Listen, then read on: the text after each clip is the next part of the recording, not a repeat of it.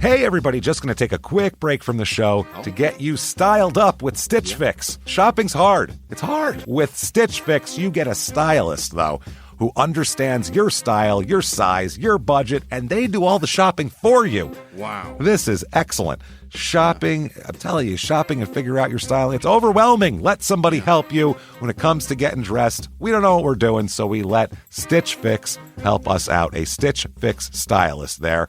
They know what works on us. We get the prices that make us look really good, and it feels good. You get some confidence boost walking around knowing that you're looking decent here. Oh, yeah. Yeah, we just give the stylist our sizes, style, budget preferences. We order boxes when we want, how we want, no subscription or any of that required. And they send called Just For Me pieces as well. Like, maybe you'd like this, and it's awesome. Outfit recommendations, styling tips. You keep what you love, you send back the rest. It's super easy. Yep. You can do it, and we are doing it because it's excellent. Personal styling for everyone. Get started today at stitchfix.com/STM. That's stitchfix.com/STM. Now back to the show. Hey, everybody, just going to take a quick break from the show to tell you a little bit more about Rocket Money. It's the start of a new year. It's the perfect time to get organized, set your goals, prioritize what matters most. And for me, top priority is getting myself together here. Financial wellness, doing that, which that feels important, you know? Just feels like adult stuff that you have to do. And thanks to Rocket Money, my goals feel achievable now. They show me all my subscriptions in one place, help me easily cancel ones I forgot that I've been paying for, which happened to me. Absolutely happened to me. I had, for years, I was paying for something. I was like, what is going on here? Rocket Money found it and saved me lots of money since then, because it's been a while. So they did a great job here. Rocket Money is a personal finance app that helps find and cancel your unwanted subscriptions, monitors your spending, and helps lower your bills so you can grow your savings. Rocket Money has over 5 million users and has saved a total of $500 million in canceled subscriptions, saving members up to $740 a year when using all the app's premium features. Cancel your unwanted subscriptions and reach your financial goals faster with Rocket Money. Go to rocketmoney.com/smalltownmurder today. That's rocketmoney.com/smalltownmurder. rocketmoney.com/smalltownmurder. Now back to the show. Hi, I'm Ashley Flowers, and if you're like me and grew up watching America's Most Wanted and reading Nancy Drew, then hi, you're a crime junkie. And I bet that passion for solving mysteries never went away, which is why we've assembled a team of reporters to dig deep into all the cases we still obsess over. Each Monday, my best friend Britt and I will bring you a case that you won't be able to stop thinking and talking about. So join us by listening to Crime Junkie wherever you listen to podcasts.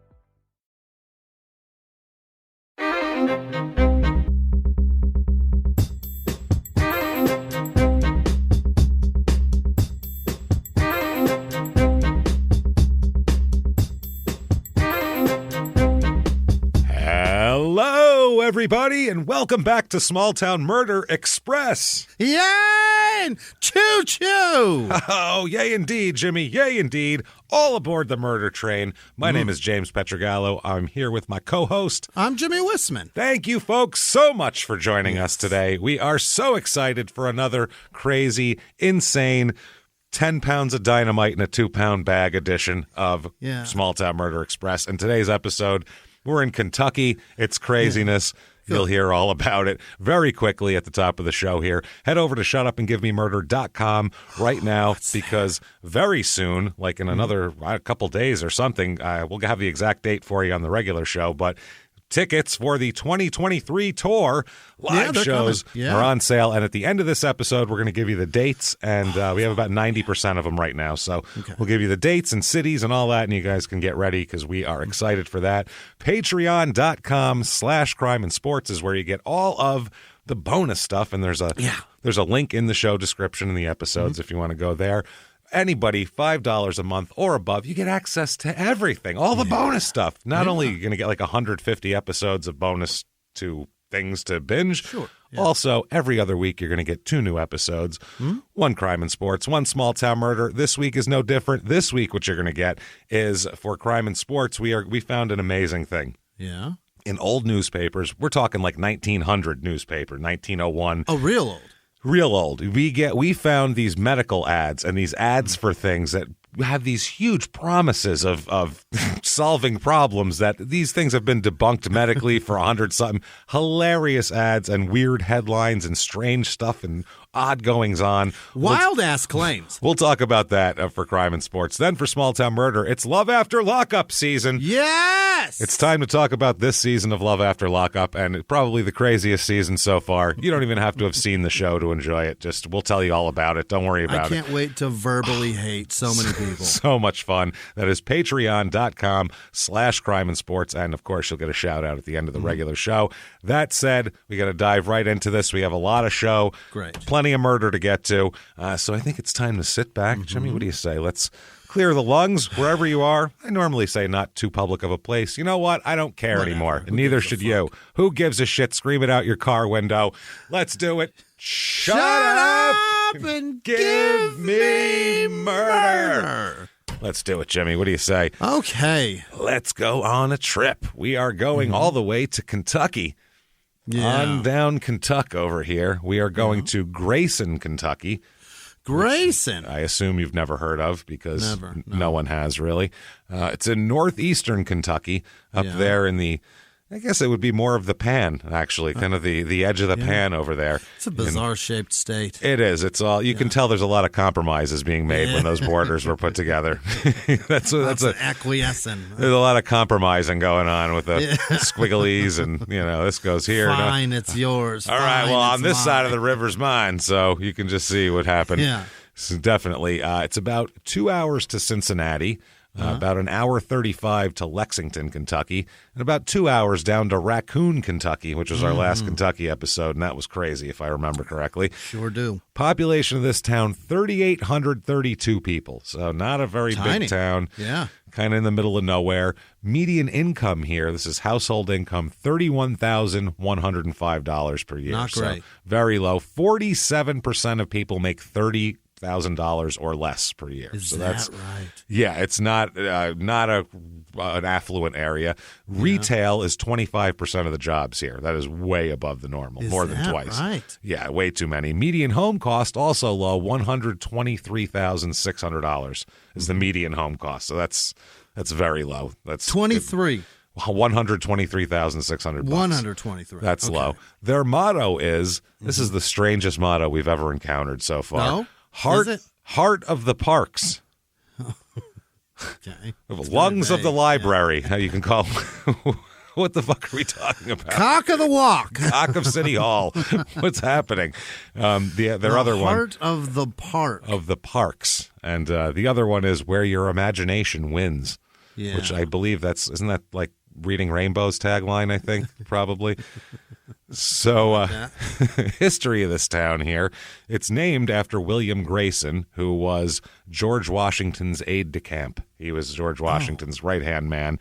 They gave him a 70,000-acre tract of land for his services. 70,000 acres. 70,000. So, in 1838, a small portion of this tract was set aside as a town to name after him.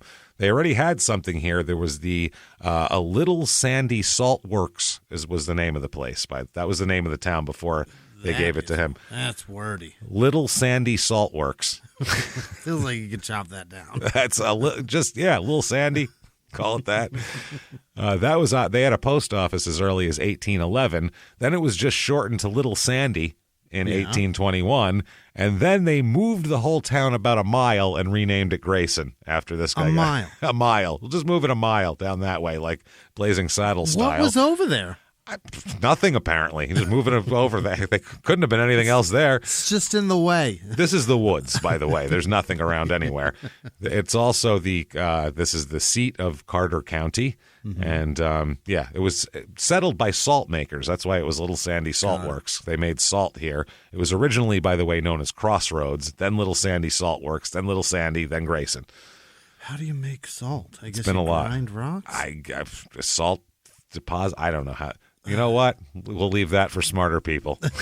How to make salt. And then you can put it in a thing and you sell it for 39 cents a pound. That's how it works. Or put it in packets and give it away. Give it away for free.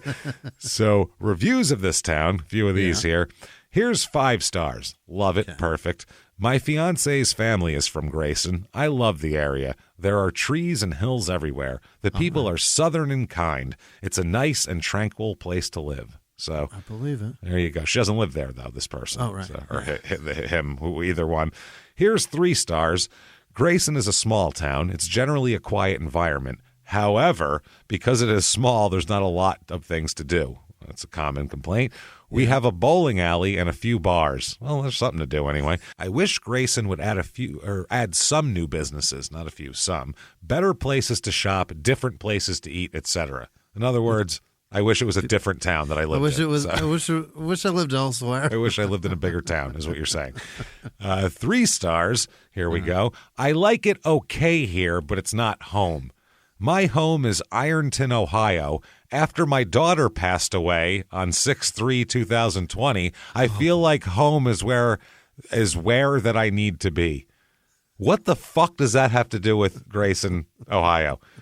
They didn't kill your daughter, so I feel that for person goes. That's just I miss my kid. I feel for you, but don't blame the town that this isn't where you're home. It's not their fault, is what I'm saying here. So, Home is where my daughter died. Oh my God, things to do in this town. First of all, caves. There's fucking caves everywhere. So Really? go explore some caves, I guess. Yeah, this is one of the areas I believe that the Iceman talked about having places to dump bodies down long sinkholes and caves and shit like that. Yeah, back in the day there, Richard Kuklinski. Natural caves? Yeah, caves. Just caves that are not man-made, not like mine shafts or anything. Right. Also, there is Funtoberfest.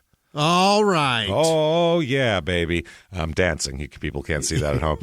Funtober. It doesn't even make sense. Doesn't even make sense. That's why I had to read it like 3 times to make sure I was typing it correctly. I'm like, Funtober. That's what it says. Even Funktober sounds cooler. A little better. It's a great day for families to celebrate the fun, in all capital letters, of autumn returning, sample chili, and preview the spooky highlights just around the corner at Halloween. Chili in the Hills is back. So that's what it says. There is a chili contest. Yeah. Which that's good. That sounds fun. A lot of diarrhea after that. That's going to be crazy. A pet costume contest. A people costume contest. You really shouldn't have to differentiate between those two. If you said pet and then a costume contest, we'd assume the regular one was for people probably. A character meet and greet, whatever the fuck that is. I don't know what characters they have there. And a not so haunted house. Oh. And lots of smiles in there. Oh, yeah. And then the coup de grace, the whole thing, the scarecrow contest. Oh! Where you make a scarecrow, and there's judging. It's a big deal. A huge deal here. I kind of want to see that. The scarecrow contest? Yeah, you could see that. They have, let's see here, cash prizes consist of $100 for overall best scarecrow. Oh. Seems like it might cost you, half of that materials just to build that. You think it's only $50? I'll bet it's $300-$400 You got to get some overalls. Scarecrow. You got to get a hat for them. It's a whole deal, I think, to make a scarecrow. Not straw, yeah. $50 for most original and $50 for scariest.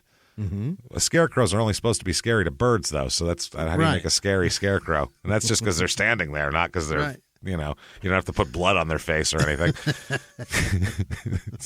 Entries may be brought to the tourism cabin. What? Oh. The tourism? There's a tourism cabin. So, they'll be on display for public viewing as a part of the Funtoberfest celebration.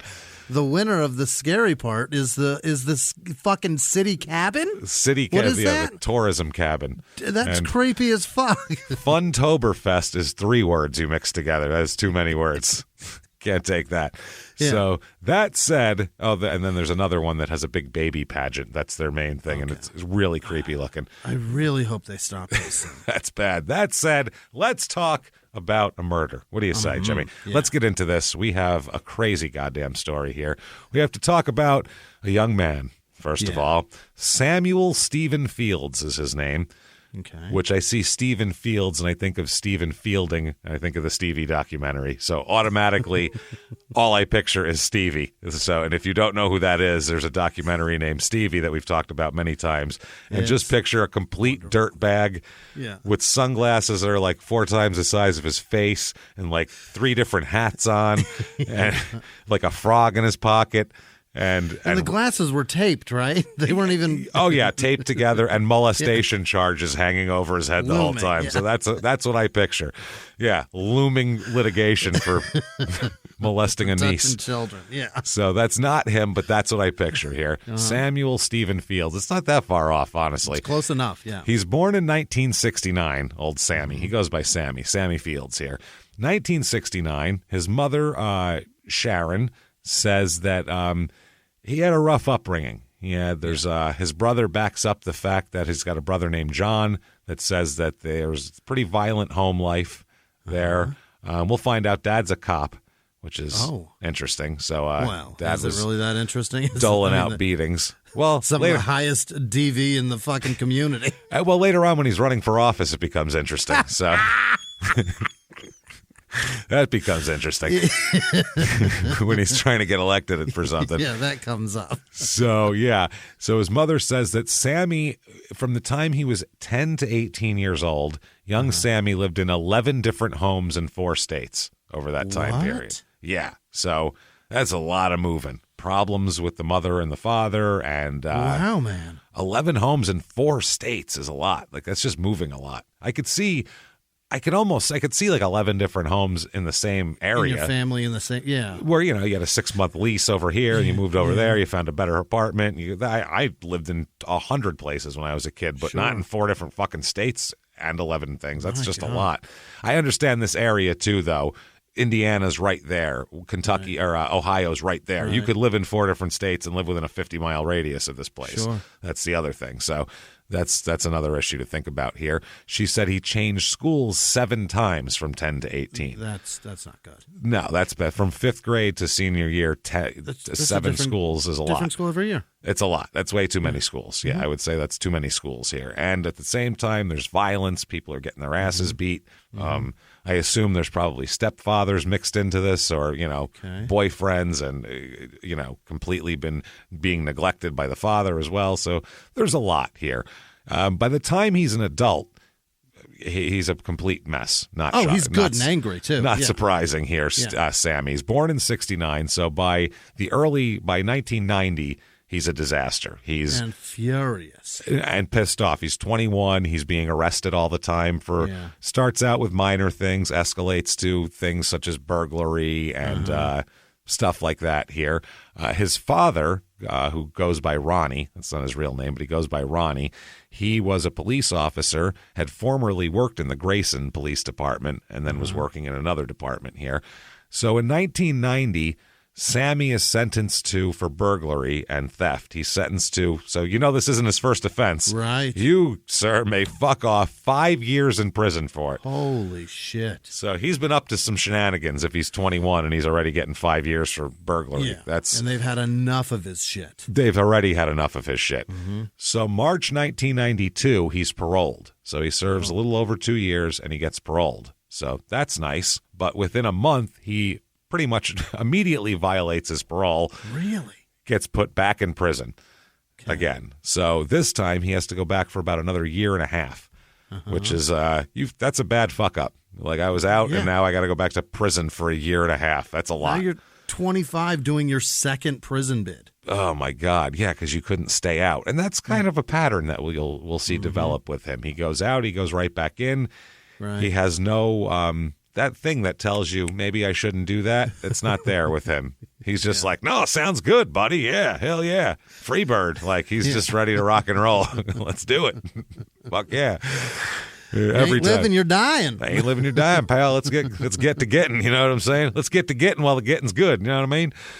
All right, then. He's got a T-shirt that he wears all the time that says, let's get to getting while the getting's good. Getting to getting. So that's him. So eventually, though, August 2nd, 1993, he's paroled here. Okay? Again, he's paroled. And at this point of his parole, his dad would really, really like him to stop fucking up. Not being a dickhead. His dad is running for sheriff of the county, and he is the Republican nominee for sheriff. You know what I mean? And it's not a political thing. John Wayne Gacy's a Democrat. Ted Bundy's a Republican. It doesn't fucking matter. There have been terrible people, terrible murderers on all sorts of this political spectrum. So let's not attach anything to that. So anyway, his father's name is James. James goes by Ronnie. So right there, that's a weird thing. That's questionable as fuck. I would say so. But his son, Sammy, gets released from the Bell County Forestry Camp, which is the forestry camp, Jesus, which is near Pineville. And he was serving out all of his shit here. So his dad is trying to tell him, please, for the love of God, don't get sent back to prison, at least before the election, for Christ's sake. At least let me fucking up my life. Stop, please, because every time it's in the paper, they say son of sheriff nominee. Like, God damn it. You're not just you, sir. So he's out here, and he's out on August 2nd, and within a week, he has really got himself ass deep in a crazy, weird life again. Sure has. And which is crazy for a guy who's been in prison for 3 years.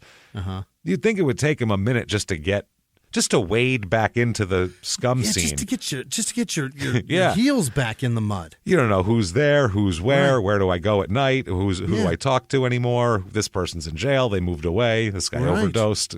Things happen to people. But right away, he's got a girlfriend. He's got all this type of shit. This is amazing, by the way. His girlfriend, forgot to mention this. When he was a teenager, he got married at some point. What? Yeah, he got married at some point, which is not surprising. He's bad decisions. He got married while he's in prison. He got divorced, apparently. So. That's the other thing now. He's like 24 years old, and he's twice been to prison, a twice prison-bidded divorcee at this point in time. That's a 2-time loser, right? I would say so. He might as well have 6 kids at this point. He's a disaster. But he finds a girlfriend named Minnie Burton. Hell yeah. Minnie is a few years older than him. Oh? And Minnie, oh my God, Minnie is his ex-wife's aunt. So, like, what the fuck? I read that. I'm like, are you kidding me? His dad's got to be rethinking sheriff, right? What is happening in this story? Already, if any of this gets out, I'm fucked. Yeah, all of this is bad news, all right? All of this. Jesus Christ, he's banging his ex-wife's aunt now, for fuck's sake. Jesus, oh, God, just stay out of jail for 2 more goddamn months. How do you think for a second you're qualified for public office when this is your family? This is a disaster, man. This is a disaster. A fucking mess. Well, you're not responsible for your kids. I say... No. You can't I think that's the only people. No. You're not. If you have 1 kid, you're responsible for him. If you have 5 kids, I don't give a fuck who you are. One of those fucking kids will be a disaster. You might be right. Every single time. How many times have you seen really good families? All the kids. Oh, this one went to Harvard. This one went to Yale. This one's in jail for meth distribution for 14 years. This one's an astronaut. Like, that's just what happens. Yeah. So. They could be fine, but I feel like everybody's a fuck up because when you're moving around that much and there's violence in the home, it's a disaster. How can you keep a gather on everything? Yeah, that's sand falls through your fingers. It's too hard. I feel like Dad may have caused a lot of this is the problem. That's the issue. If you've caused it, then you're definitely responsible for him. Yeah. With violence in the home, then you know anything a kid does after he gets the shit beaten out of him his whole childhood is kind of up in the air. So. He's dating his ex-wife's aunt, which, again, that's awesome. Just right there. Very, very, says Kentucky, a town in Kentucky that has caves to look into. That's what that says to me. I don't know. Where's that taking place? I don't know, but I bet there's caves. I'll tell you that right now. That is awesome. So Minnie, his girlfriend / ex-aunt-in-law, acted, her job, for lack of a better term, is to be a chauffeur / helper for an 84-year-old woman. Okay, I'm sure that pay is great. I'm sure the pay is out. Well, the pay is the fact that Minnie gets to live rent-free in a duplex apartment with this old lady. So, or right next to the old lady that the old lady owns. She better hope that old lady doesn't die, because then she's fucked. She's got a lot of reason to keep her alive. So every day. The old lady is Bess, is her name, which that's an old lady. Bess Stidham Horton. So Bess Horton, she goes by. She's 84 years old at the time here. And, what she would do is, problem is, during up to this, once Minnie started dating Sammy, she started kind of neglecting her duties. So what happens is Mrs. Horton decides that she's going to evict Minnie Burton because the only reason she's staying there is because she's helping her. If she's not going to help me, then fuck off. Get somebody else in there. So I guess Mrs. Horton cut off the water to Minnie's apartment. She's diabolical. Which is definitely a way to say your time is up and it's about time to go now. You have guests at your house and you want them to leave, just cut off the water to their bathroom in the morning. They'll get the hint. They'll be like, I think they want us to leave. There's no water. Time for us to go. I'm brushing my teeth with an Arrowhead bottle over here, so that tells me that I think they want us to leave. What do you say? So what she would do, she'd have to spend the last few nights, she spent them at the homes of friends. She's been couch hopping for that time. So at one point, and this is, by the way, Sammy and Minnie are constantly getting super fucked up. They're drinking, they're doing drugs. It's a real seedier ass kind of lifestyle they got going on here. So, things that they say in passing that people may have heard them say, who knows how serious they were. That's, so I want to preface that. But people have heard Minnie Burton say about Mrs. Horton that, quote, someone ought to kill her. Someone ought to kill that old bitch. Just tired of her. Okay. She's an asshole. So she's 84, man. Well, I mean, grumpy, though. Wait a minute. Yeah. Grumpy. You want her to die? Wait. Bide your time. Bide your time. Guess It'll what? happen. Yeah, your time is on your side. You ever heard that song? That's what's going on right now. Time is on your side. That's what it works here. Yeah. That's it. Mick Jagger was right. So that is the Rolling Stones, right? I'm not going to get shit for that. I don't know. Probably not. I think we mixed up Pete Townsend and Peter Frampton in an episode at one point, just because it had nothing to do with either one of them, and it was a quick aside, and they're both named Pete, and we know the difference. It just came out wrong. So I mixed up 311 and Incubus, like that. It happens. Yeah, that couldn't matter less. That That's audience really, is the same. I feel like as members of those bands start to die, they'll intermix with each other and start, 311 bus, and it'll be Inky 11. Yeah, that's what's going to happen, I feel like. It's just a bunch of white dudes with dreads and hacky sacks. Yeah. And it's not white dudes with dreads doing it for style. It's because they're dirty. It just happened to be, that's what happened because they haven't taken a shower in 3 months. Yeah. They didn't do it and put like a wax thing. Right, no. Do the whole, no. This is just, you're just filthy. They're like just time. That's just a dog who's been sleeping in a bush for 5 months or something. Not good. So she had said that. She told her friend, Minnie Burton had told her friend's name is Phyllis Berry.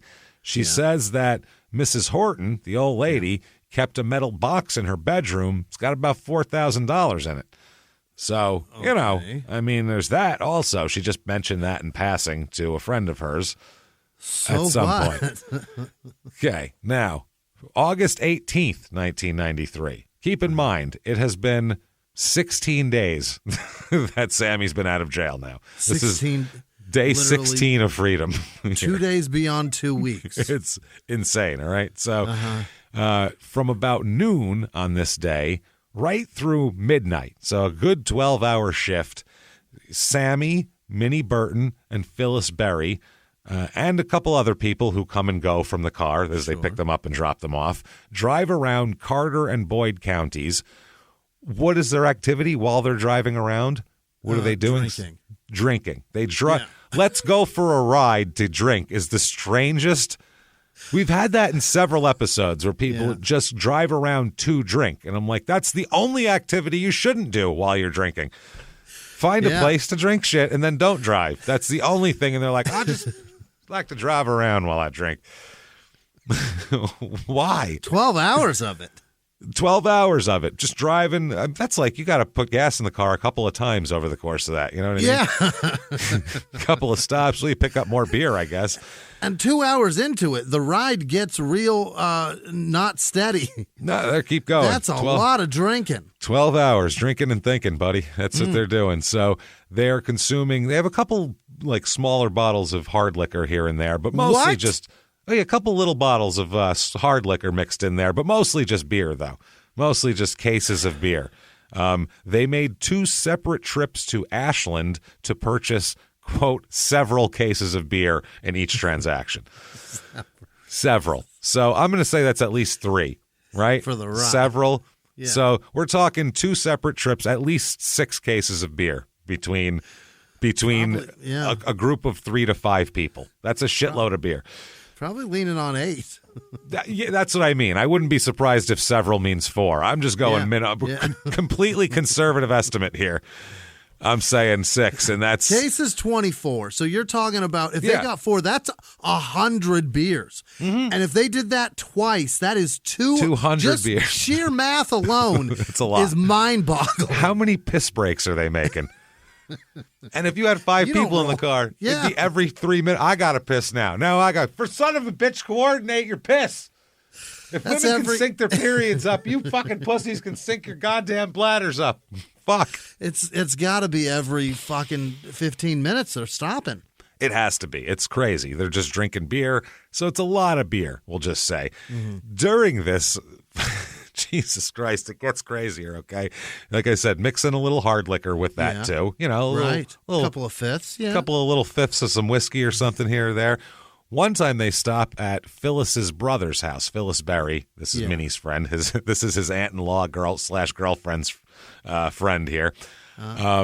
Stopped at his brother's house, and which was in Boyd County, where Sammy drank a bunch of whiskey and ingested what is, and we're not talking like a designer drug here, by the way. Think about it. This is 1993 in rural Kentucky, so this is literally, it is what it's made for. And some, quote, horse tranquilizers. Huh? Are you fucking kidding me? How many? Some is what is the official. That's the measurement. That's the official measurement that we're getting from the whole thing is he took some horse tranquilizers. Like I said, these are probably just big pills for horses. Right. Literally horse pills. And that's a big old horse pill. That's 4 horses. It's probably got a horse imprinted on it. I guess you give them this to like drive them or something, right. I don't know, or for medical things. Putting them in trailers and such. We drug Frankie before we take her to the vet, so she doesn't maul anybody. Kick the windows out. The vet's windows we're talking about. Right. Leave a trail of bodies behind her. She's going to be like 11 coming out of that room in the last season. You know what I mean? Just all the little kids, all bloody, and dead bodies everywhere. That's going to be Frankie. She's dangerous. So. So he took some horse tranquilizers, drank some whiskey. Yeah, shitloads of beer. And 100 beers, say. So you had all that on there. So Sammy and Minnie, aunt-in-law, girlfriend, finally returned back to the town of Grayson with the intent of spending the night, sleeping over at a house that is owned by... or that where Sammy's mother and brother live. We're gonna go stay at mom and John's house. I believe it's John is the other guy. The brother. The brother. We're gonna stay over there. Okay. So they enter the house, Minnie and Sammy, and he continues to drink beer, obviously, because why not? Got to keep it going. Still, got to keep this going. Now it's legal. It's legal. It's fair fight, and he takes that to heart as he continues to now fight with Minnie. Oh. You can imagine that everybody's probably pretty belligerent by now. I would say 12 hours. There's not a bit of sanity left in them. No, they shouldn't be. 12 hours, 200 beers, a bunch of whiskey, and quote some horse tranquilizers. I'm gonna just sprinkle that on top like some like some nuts on a sundae. I gotta say that everybody's possibly a little belligerent here. So. Hey, Hey, everybody, just going to take a quick break from the show to tell you about the safest sponsor ever, Simply Safe. Absolutely, these people will keep you safe. It's amazing. You know that every 26 seconds a burglary takes place in the United States, according to the FBI. That means that by the time this podcast is over, dozens and dozens of homes will have been targeted, ransacked. God knows what happens here. So protect your home before it's too late with Simply Safe proactive security system. Simply Safe helps stop threats before they even have a chance to break in. Named Best Home Security System by U.S. News and World Report 5 years in a row.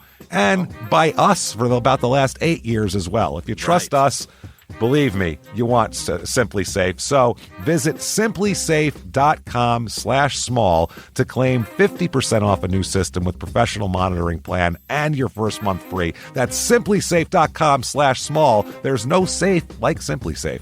Now back to the show. Hey, everybody, just going to take a quick break from the show to tell you a little bit about Sono Bello. You know, the most known secret with celebrities and influencers and all these famous people is so many of them have had lipo. They've had lipo, whether it's a little touch-up here or a total makeover. Yeah. Nobody has a perfect body. That's the thing. No. They may look like it on TV, but there's things that help that. Absolutely. Lipo now has changed, and Sono Bello's been at the forefront with using LAL technology and getting those beautiful and natural outcomes for each person. Looking real natural. Our friends at Sono Bello are offering their best deal. You're now included in their winter savings event, but appointments are limited, so please get on this. Sono Bello doctors are masters in micro laser fat removal, a brilliant technique that removes stubborn fat permanently. Wherever your problem areas are, tummy, love handles, thighs, arms, it's gone in one comfortable visit. Eating healthy and workouts are great. Keep doing that, but if you want to lose that stubborn fat in one visit, check out Sono Bello. Save big during their winter savings event. Schedule your free consultation now at sonobello.com/smalltownmurder. That's sonobello.com/smalltownmurder. Now back to the show. He has, and also some weed they smoke too, which is actually good. That might calm him down a little bit. At least that won't send him off into a frenzy. But once he gets to his mom's house, though, he is out of fucking control. He's a mess. He's a mess. Minnie says that they started, at that time, she tells his brother that they're fighting because his brother walks in to the kitchen's like, what the fuck is wrong with Sammy here? Right. And Minnie said, well, we're fighting because I'm sorry, the mother came in and they said that. We're fighting because Sammy's trying to, quote, cook crazy stuff like pickles and shit that you don't really cook. He's got a frying pan out. It's in a frying pan. He's got a frying pan. He's trying to cook pickles in a frying pan. Ain't you ever had fried pickles? Yeah, they're like, but you need to have a batter. There's a oil. He's sauteing a pickle, just sauteing a raw, but not even like slicing it up, trying to do something. He's just putting just a whole pickle on a fucking frying pan, and they're like, what are you doing? Hungry.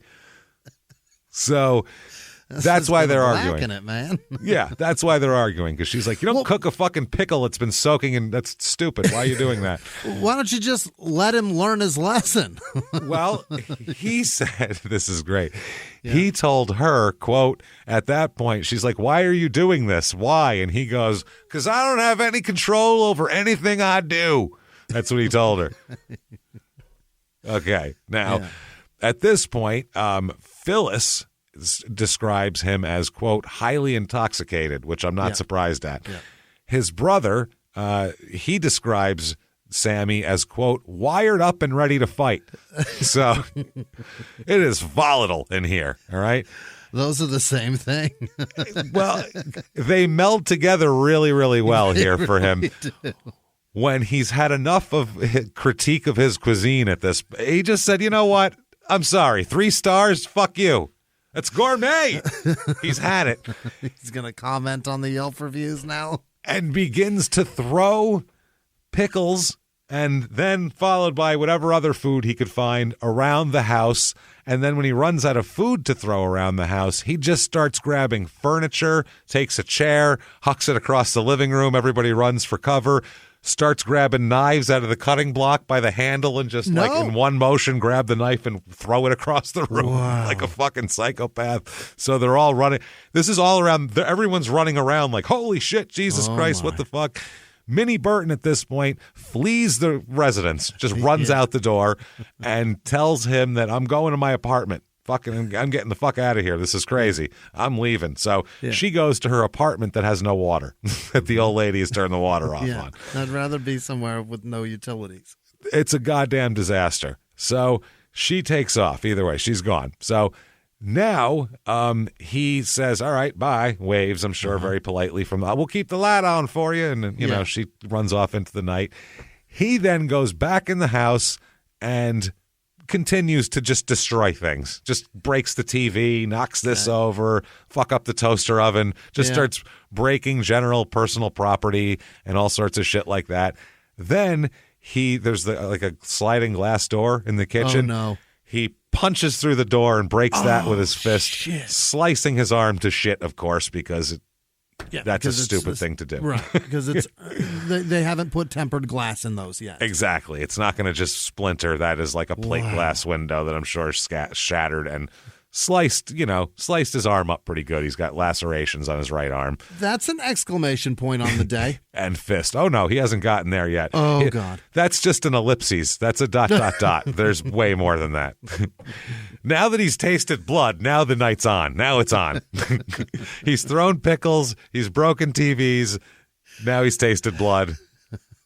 Let's get going. Everything in the house so far is replaceable. Now it's the neighbors can see how fucked our life is. Oh, the doors. They heard it in loud. They watched the glass fall as my crazy drunken brother throws a pickle at them from the open doorway. They understand now. He then threatens his brother with a knife, which is very nice, of course. He starts threatening he's going to stab his brother. His brother, kind of backs off. So then he says, fine. Sammy's like, all right, you don't want me here. Obviously, I'm not welcome. I don't know why. Just because I'm the bad guy. So it looks like I'm a tornado in your house, but that's okay. Sorry about Hurricane Sandy. By the way, you need more pickles. Thank you. So pick those up and put them on the... Study the storms for the hurricane warning. I wrote it on the fridge. Pickles. They're there. So you're out of pickles. They're out of pickles. It's on the list. Okay. So he then says, "I'll still get a new door." Fine. Also, it's drafty in here. I'm just saying, it's cold. So he says, I'm leaving, but first let me take whatever beer you have left. So he retrieves several more cans of beer, holds them like a baby in his arms, and then holding a knife just fucking stumbles out of the apartment. So he just came through like a hurricane in an hour, destroyed the entire place and left and bled all over the place. Wow. Thanks, Sammy. So happy he's out of jail. This is terrific, really. I could really use a beer if Sammy hadn't taken them all. Fuck my life, man. So Minnie can't get into her apartment because she's been locked out because she's being evicted, obviously, here. So she can't do that. So that now it's getting foggy. She's sitting there. All of a sudden, she hears from down the street, Minnie. She's sitting out on the porch, just doesn't know what else to do. Yeah. So she just hears like this sound coming from down the street, yelling, screaming, bang, loud bangs, which turns out to be someone punching the street signs, which is really loud. If you ever punch a street sign, it's super fucking loud, especially at 1 o'clock in the morning in a small mountain town where there's nothing else going on. It's, boom, and hearing like, rah, rah, rah, he's like, screaming and yelling like Judd Nelson running down the halls in Breakfast Club while he's banging on shit. That's Hurricane Sammy. Here he comes. So she says she's sitting there, and out of nowhere, here out of the fog, he emerges, covered in blood, holding a knife. Okay, and his beer's gone. No more beer left, obviously. Yeah. So he arrived, and he goes, he's got the knife in his hand, he's covered in blood, and she's like, "What the fuck is wrong with you?" He goes, "Kill my brother." Yeah, stabbed him, and he's dead. He didn't kill his brother, didn't stab his brother at all. He just tells her that. Right. He said, will you get rid of the murder weapon? And hands it to her, and she's like, what the fuck? So she's holding this. She just throws it into the bushes, she said. She tossed it into the bushes. Gone. Yeah. Then, apparently, according to her, he, quote, went into a frenzy. So before it wasn't a frenzy. Now there's a frenzy coming. So everyone take cover, okay? Trying to get into her apartment by ripping the screens off the windows. He just starts by hand tearing screens off the windows and throwing them, and he's just going in like King Kong. So according to her, she again flees. She just runs away again. Yeah. She's ran from him twice now so far. So Elmer Pritchard, who is apparently another tenant of this apartment that she's been kicked out of, calls the police at that point. Thankfully, someone's called the police, okay? So officers Lindemann and Green respond to the call. So apparently, in the time it took for this guy to tell him what the fuck are you doing out there and call the police, this Elmer guy, Sammy decided to back away from that house and went next door. He ends up at Mrs. Horton's residence, the 84-year-old, because he thinks Minnie might be there.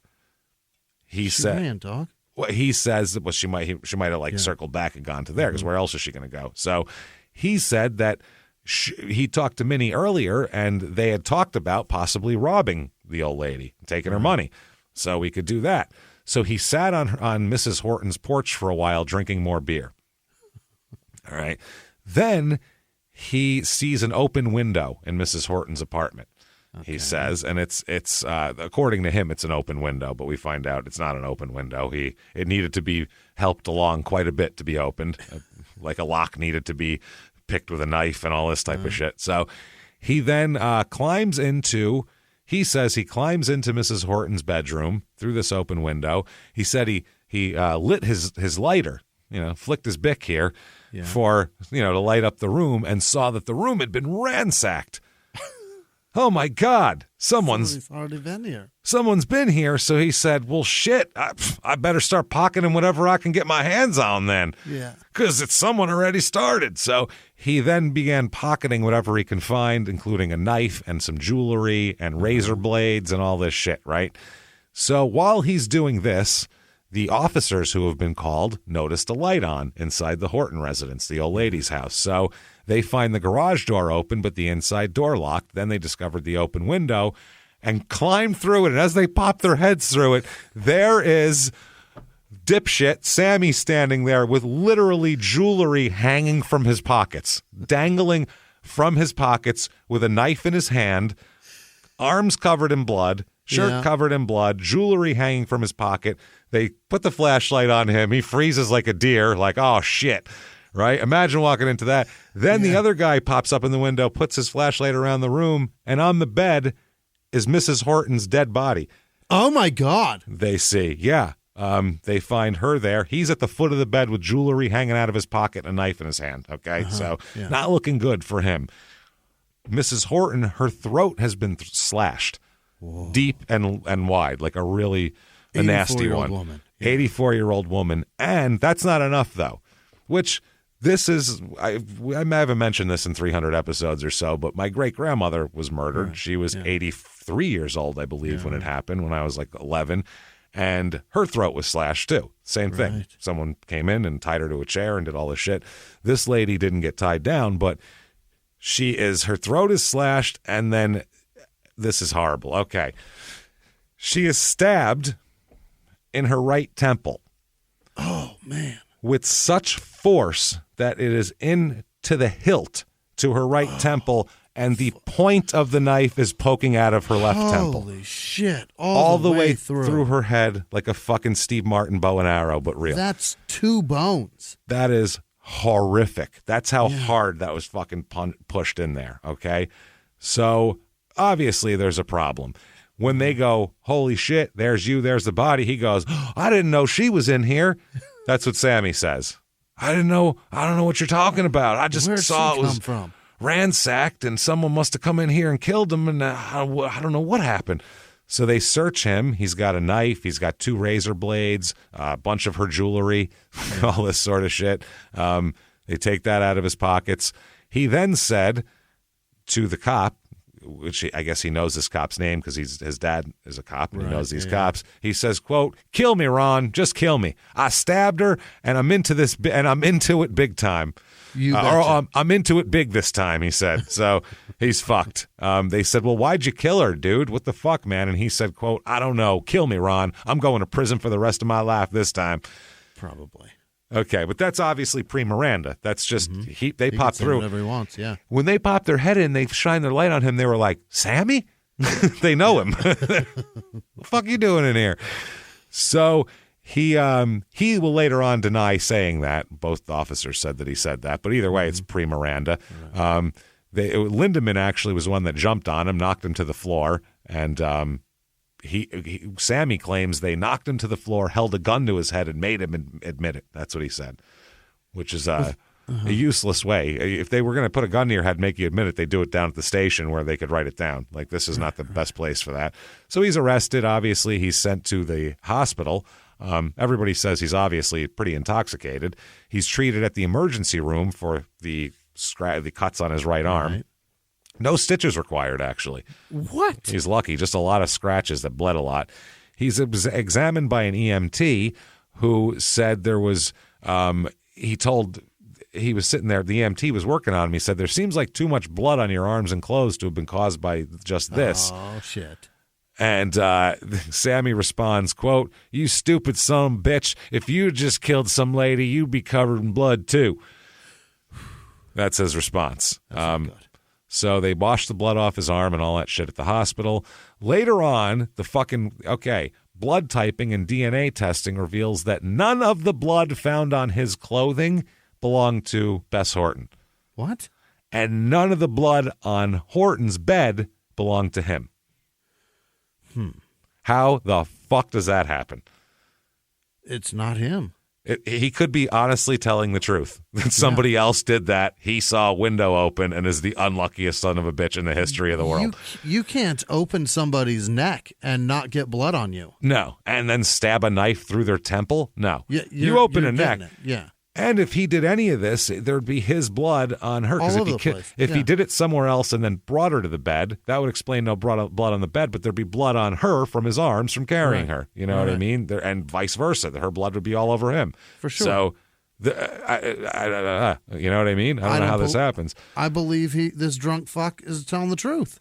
Now, Minnie, on the other hand, I just find it odd that every time something happened, she just ran away. That just sounds weird. She ran away at that point. She ran away. She knows who she's with. She knows who this guy is. I mean, although it's possible, I'm just saying a lot of things are very strange here. So that was a very weird thing. They also, the Officer Lindman and a cameraman, they do like a reenactment at this crime scene where Lindman reenacts his route from the duplex to the other Horton residence to kind of, I guess, take the prosecutor through everything to the open garage door through the bedroom. Then he narrated his way through what he was doing, and then we found him here, and we did all of this shit in the bedroom. And after entering the bedroom during the reenactment, Lindman used his flashlight to demonstrate how he drew his gun on Sammy. He narrated how the jewelry, the knife, the razor blades been removed from his pockets, and then he said, "I killed her. I'm fucked this time," whatever it was. So the camera panned around, showed blood all over the place. There was blood on the carpet, which ended up being his blood, Sammy's blood, but not her blood. Very strange. So finally, they focused the camera on the bed. The body's still there, by the way. They're doing all this while the body's there. Throat slashed, knife still buried in her temple. Oh, my God. They focus on her and her wounds for 40 seconds at the end of the video. So that'll be played in court here. The blood thing is the craziest thing. So his whole argument, and illegally, is where's the blood? Why is her blood not on me? Why is my blood not on her? Solid.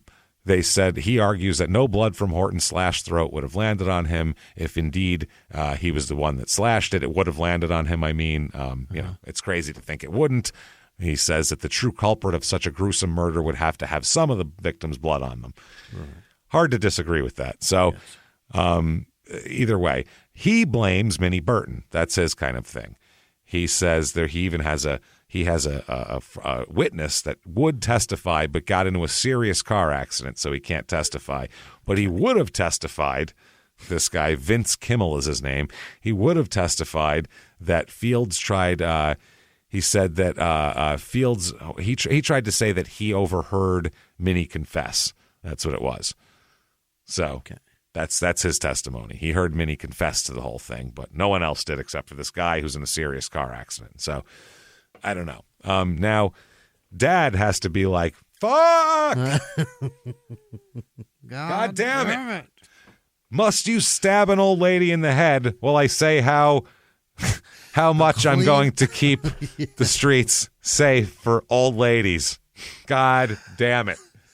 Jesus Christ, you couldn't have done anything worse, Sammy, you son of a bitch. Keep them safe from my own children.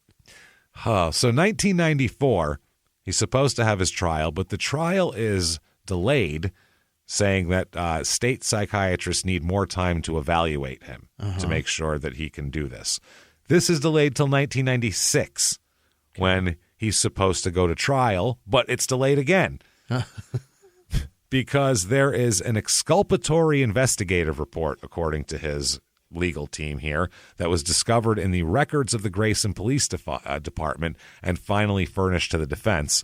And the report reads, here, it's, quote, I, myself, this is the report, believe after talking with these people and listening to their stories, meaning Minnie Burton, Phyllis Berry, and Phyllis's boyfriend, Scott Trent, he said after listening to their stories that the burglary and murder took place earlier that evening and that the other people had ran off and left Sammy because he had gotten too wild for them, and that Sammy returned to Minnie Burton's apartment, broke in there and looking for her, not finding her there, he returned to the crime scene of Mrs. Horton's home.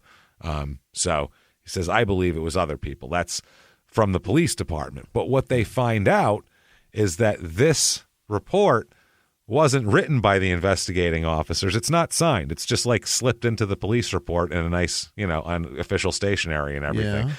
They found out that his fucking Sammy's father wrote it, who is no longer with the Grayson Police Department. He's with another police department and has nothing to do with this case at all. But he slipped it in there, apparently, I guess, allegedly on the Grayson police fucking letterhead and everything, like he was like he was one of the investigating officers. So once they found that out, they were like, what the fuck? And then finally, Dad admitted that he had conducted, quote, his own investigation and prepared a report that he furnished to the Grayson Police Department. He said, whatever. They ended up calling the report investigative hearsay, and there you go. Yeah. So November 1996, they have the cops obviously testifying to his confession. They have the EMTs confessing or talking about his confessions. Other than that, they don't have too much other than people saw him climb in the window. And it just looks really bad when a cop pops into the window with their flashlight and you're standing next to a corpse holding a knife with a pocket full of that corpse's jewelry in your fucking pockets. Correct. That looks bad. Like, so bad. There is no greater definition of caught red-handed than that. Like, it's, right. Unless he was, actively driving the knife through her brain at the time would have been the only other better time to catch him. So they testify to that, and the prosecutor is at the end here. The prosecutor calls to him a predator and says, quote, he chose to butcher this defenseless woman as she lay in her bed. He did it for the money or the thrill or both. 3.5 hours of deliberations from the jury. Oh, shit. And they find him guilty of murder. During sentencing, he's referred to as the worst of the worst. And they said there's no evidence that this defendant was acting under extreme and emotional disturbance, because he tried to say it was the intoxication defense. Yeah. He may have been drinking, but he knew exactly what he was doing. His defense attorney said, come on. He said he wasn't born into a family where he was taught moral values. Vote Fields.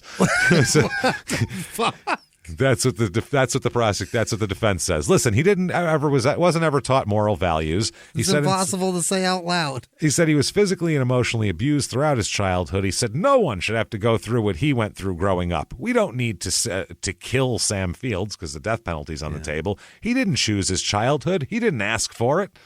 Well, I'm sure that Mrs. Horton didn't ask to get a knife in her brain either. Excellent point. Yeah. So they said that he said that he was committing the prosecutor goes on to say he was committing another burglary, which he had just gotten out of prison for 17 days earlier. So at the very least, this isn't good. He said that, and then the defense said, I remain convinced that he is not human refuse to be carried out to the burning pile. Oh. That was the defense's final here.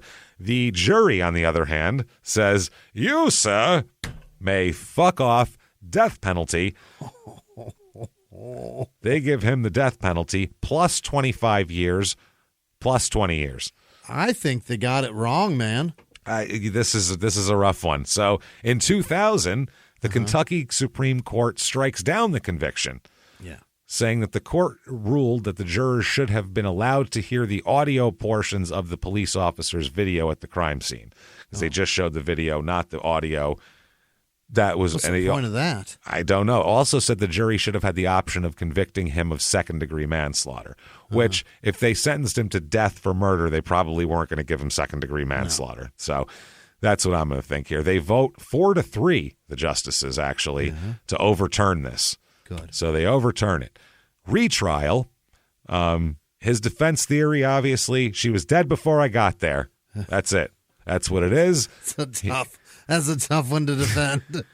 They said, come on. They said, look, the blood. They said that the blood evidence is big. There's blood in the crime scene in places where it should be, in places where it shouldn't be. They said that he was leaving blood on the sidewalk, on the back steps, on the front screen porch handle. Wherever he went, there's a trail of blood all the way down the street. They said that, he, and of course, Mrs. Horton let out a bunch of blood as well. And all that blood, obviously they should have gotten on each other at least. And they didn't. He also says the timeline doesn't work. He says that Fields had fewer than 50 minutes to commit the murder. The guy called the police at 1:57. By 2:47, they found Fields in Horton's house and were radioing the incident in. So they said that also, that's the other thing, that he has this one knife, and they said that how did he take out the storm window? He had this knife, but he was saying that knife wasn't the one that, where was that knife now? It was a big whole thing for that, this knife theory. So they also say that they think that, it's Minnie. They're trying to alternate suspect is what they're doing too. Yeah, pin it on Minnie. They said that her and other people had been planning to rob Mrs. Horton, and Minnie had been trying to find people to help her rob Mrs. Horton. She knew where she kept her valuables, and, she's also largely unaccounted for during the time of the murder because she claims she ran away from Sammy's mom and brother's house, went over, sat on the porch for a while, which she could have been killing Mrs. Horton during that time. Yeah. And then blah, blah, blah. She's the angry one with soap in her eye because the shower quit. Yeah, just her really flat hair from shampoo being stuck in it. It's not good. So the verdict comes in, and guilty again. Unreal. So, guilty again. Sentencing. You, sir, may fuck off again. Death penalty. Fuck. So double death penalty here. Now, twice. Two-time loser. I'm shocked. All the time. Yeah. 2016, he is appealing this because he's still on death row by then, 16 years later. Fuck. And he wants a shitload of experts that are very expensive, including a DNA expert because there's 4 cigarette butts found in Mrs. Horton's house after her death. The DNA's already been tested, but the tests didn't identify anybody. And he thinks that was because they were old DNA tests. Nowadays, new technology will be able to yield better results. And it's because Mrs. Horton wasn't a smoker. So whoever was in there smoking might be your person here. So they said that if a DNA test got a match on one of these butts, that it would place a different suspect at the scene. So that's all it is. So they tried to do all this. Kentucky, They basically said the DNA evidence would admittedly be new, but it would not go to any substantial question. And Fields must show that not that the expert is reasonably necessary for proving just any point, but for showing new evidence. So this isn't a matter of true innocence or guilt. This is legal stuff that you can't present stuff. You can only present new evidence in this type of filing. You can't present just, hey, we could do it better than we did it last time. They don't do that. It has to be, hey, there's new shit. So that basically they don't let him do that. They said the 4 butts were in her ashtray, and Fields was only in the house for a little while. They said, if Horton smoked none of those butts and Fields didn't have enough time to smoke all 4, then someone else must have been there also.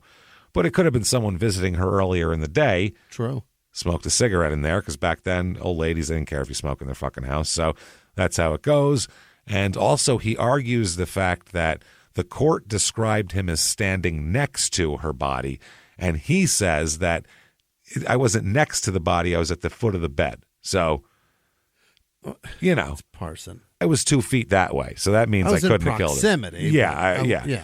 They said that it's really pretty ridiculous either way. It doesn't matter what the fuck he said when it comes to that. Also, the EMT, they said that the EMT testified that he asked Fields where the blood on his pants was coming from, and Fields said if he would killed some lady, you would fucking you'd have blood on you too. You would cry too. And to you. They said that Fields wasn't speaking in hypotheticals, is what the prosecution's saying, and they're basically saying, yeah, he was. He's fine. He was speaking in hypotheticals, so you know how that works. No, them hypotheticals don't work. So they said no. The court can find no legal error, denied, and he's still on death row. Is that right? He is on death row right now. His DOC number is 032869. His prisoner ID is 60328. He's been in there, on death row since 97. I don't know if he did this. I don't know how physically. We did the whole thing with O.J. Simpson in the bonus episode saying he should have had more blood on him. This guy had no blood on him of her. He should have had all drop of it. Yeah, he should have had some, at least a drop. Are you kidding me? Like all of it. He opened, whoever did this opened an old woman's neck. Their skin is so thin. I understand. That would just spray out of there. It could be slightly dried up, but she's still got some in there. It's going to come out. You know what I mean? It might come out like yogurt. This fucking poor woman, though. Jesus, 84 years old. She gets killed in her home. That's disgusting. That lady some fucking justice. Yeah, I don't know if this is it, though. I'm not sure. Hey, you can come to your own conclusions. We'd love to hear about it, too, honestly. Follow us on social media. We're at Small Town Murder on Instagram, at Small Town Pod on Facebook. Follow us there and tell us what you think. Tell us if you think that this guy did it or not, because holy shit. He deserves some tests to be done, right? I mean, he's got reason. I think they just wanted they wanted their fucking community to feel safe with. Yeah. I mean, you have an 84-year-old woman murdered. You got to have somebody in jail for that. And you're definitely safer with him off the streets, because 17 days he's already entering an old woman's house to steal a bunch of shit. So that's not great at all. He is a menace, but the death sentence seems a little harsh. If that's all he was doing, just stealing some jewelry. So I don't know, man. Either way, there he is. He's still in there. In the Kentucky State Penitentiary, awaiting his death sentence. So there you go. Oh, my God. That is Kentucky and Grayson, Kentucky. Enjoy. Holy shit. And we have for you, if you like that, tell the world about it, by the way. Please tell do. everybody. Get on whatever app you're listening on and say you love Small Town Murder. Give it 5 stars. It helps a lot. Helps drive us up the charts. Very quickly here, we are going to go over the dates for the new tour. Quickly also, though, patreon.com/crime and sports, $5 a month or more. You get access to the whole catalog of bonus episodes, tons of shit to binge.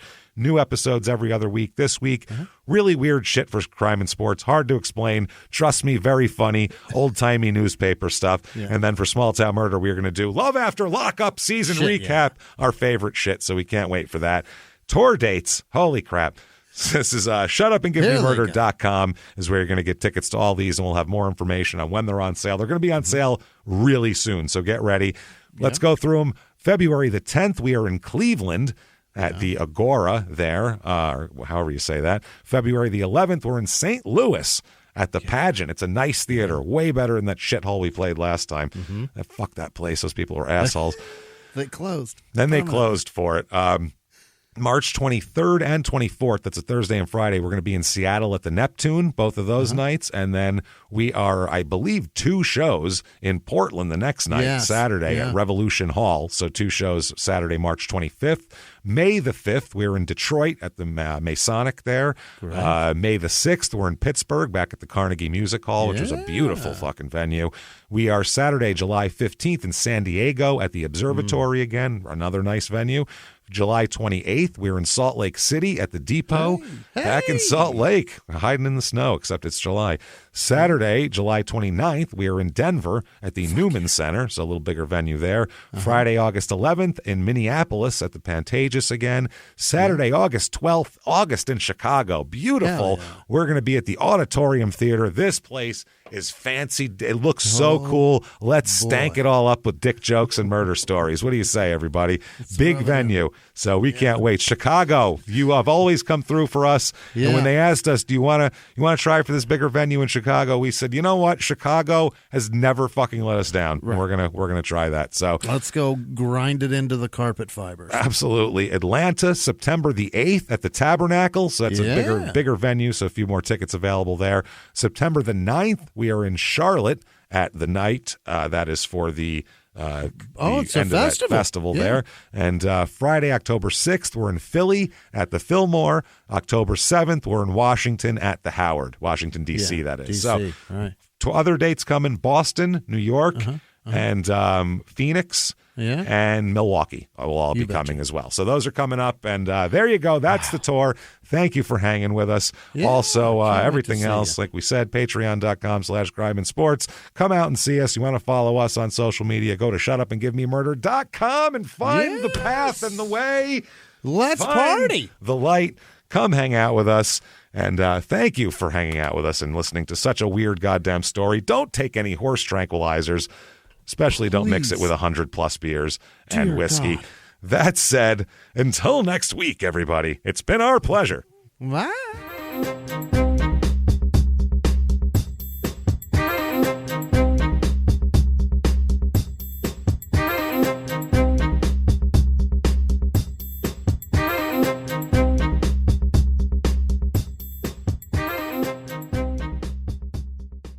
If you like Small Town Murder, you can listen early and ad-free now by joining Wondery Plus in the Wondery app or on Apple Podcasts. Prime members can listen early and ad-free on Amazon Music. Before you go, tell us about yourself by filling out a short survey at Wondery.com/survey.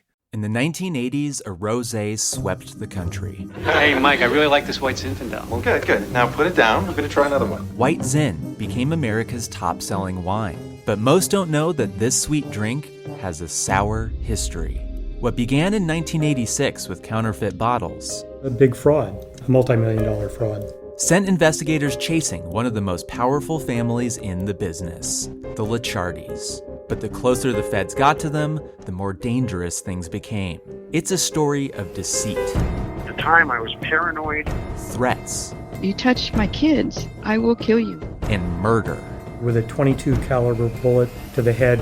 What started with a scheme to mislabel wine spilled into a blood-soaked battle for succession.